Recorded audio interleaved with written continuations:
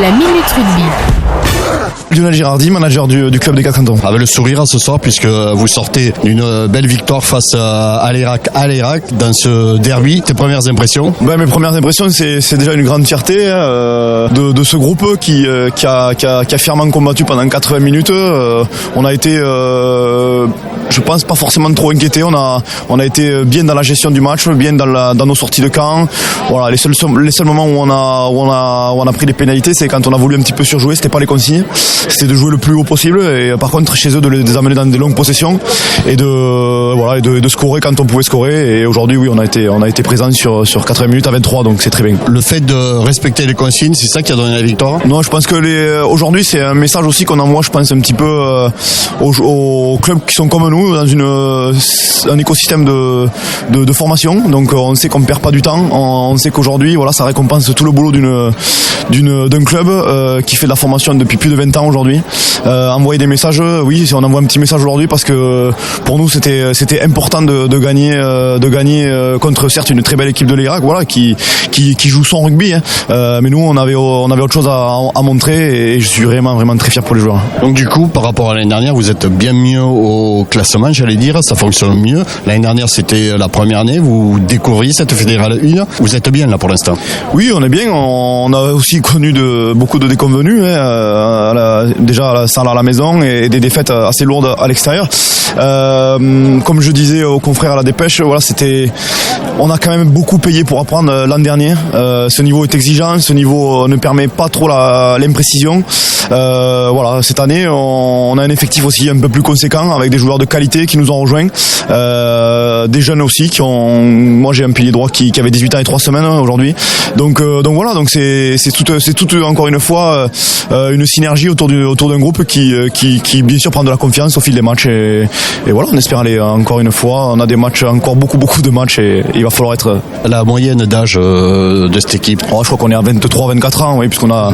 Oui, c'est très jeune, hein, voilà, bien sûr, c'est très jeune, mais bon, voilà, ça a le défaut de ses avantages, c'est-à-dire que, voilà, des fois, on a tendance un petit peu à sortir des clous, hein, des consignes, mais par contre, voilà, dans la générosité, dans l'énergie qu'on y a mis aujourd'hui, il n'y a pas photo.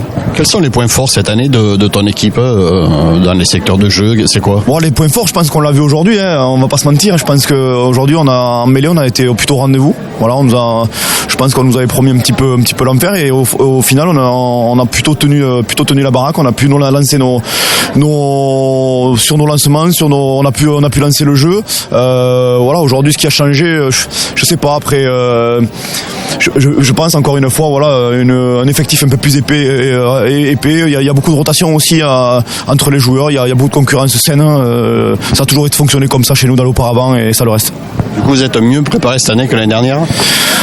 Mieux préparé, on a surtout peut-être 10-15 joueurs en plus dans notre effectif, donc forcément ça compte, exactement, ça compte, il y a plus de rotation.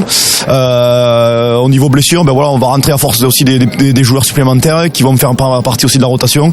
Donc voilà, donc on est content de ce qu'on fait. Maintenant, il faut continuer à bosser parce que c'est un groupe qui est bosseur, mais il faut continuer encore, rien n'est acquis. Les Quatre Cantons, c'est vraiment un club formateur. Vous avez 2 équipes de filles, je crois. C'est combien de licenciés? Alors si je me trompe pas, on est à 433 licenciés, je crois, donc un club qui est assez conséquent.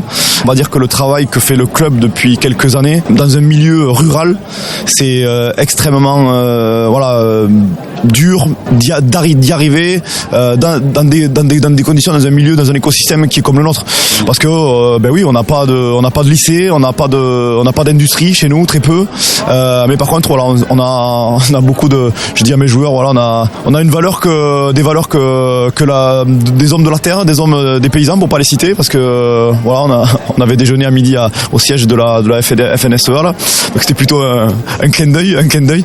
Mais voilà, on a ce club qui est quand même, voilà, qui vit très bien, qui est ultra formateur. On a 2 équipes, comme vous le disiez, de féminines qui sont en cadette, 2 équipes seniors aussi, une école de rugby qui n'est plus de preuve à faire, hein, voilà, avec 3 titres de champion de France en junior.